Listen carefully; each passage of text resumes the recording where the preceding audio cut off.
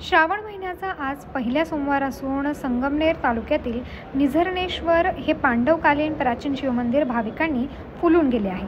पहाटेपासूनच बोलबमच्या घोषात हजारो भाविकांनी दर्शनासाठी गर्दी केली। निसर्गरम्य परिसरात वसलेले निझरणेश्वर मंदिर हे ऐतिहासिक आणि धार्मिक दृष्टीने अत्यंत महत्त्वाचे मानले जाते। पांडवांनी अज्ञातवासात या ठिकाणी वास्तव्य केल्याचा इतिहास असून याच ठिकाणी त्यांनी शिवलिंगाची स्थापना केल्याची श्रद्धा स्थानिक भाविकांमध्ये आहे।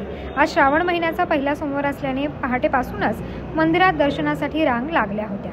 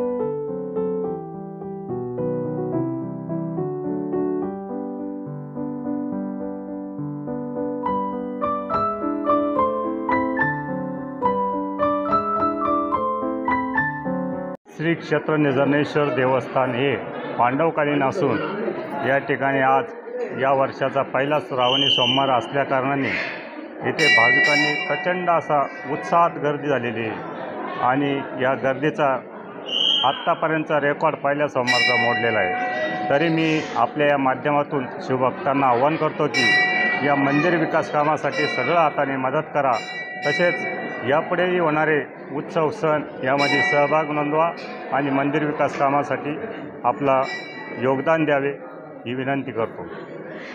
धन्यवाद। आला तुम्ही आणि निझरणेश्वरला पहिल्यांदा आला, किती वेळ आहे, काय वाटतं तुम्हाला इथे येऊन आणि काय भावना आहे तुमची? मी येत असतो। नमस्कार, मी कैलास चंद्रभान शिंदे, रहीमपूर इथून जवळ 5 किलोमीटरचं गाव आहे। अतिशय प्राचीन पांडवकालीन मंदिर आहे। इथं नेहमी येत असतो, दरवर्षी आम्ही हे नियमित वर्षभर येतच असतो, तसं येत असतो।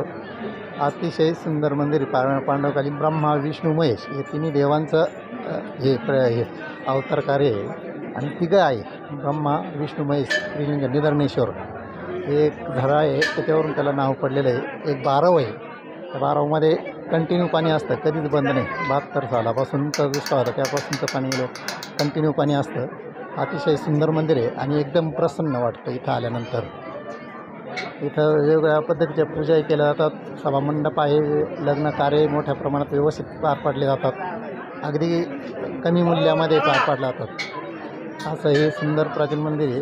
2-3 सभामंडप आहे आणि वेगवेगळे मान्यवर येऊनही इथे पूजा करत असतात। प्रतिनिधी कैलास विखे पाटील, माय न्यूज, निझरणेश्वर।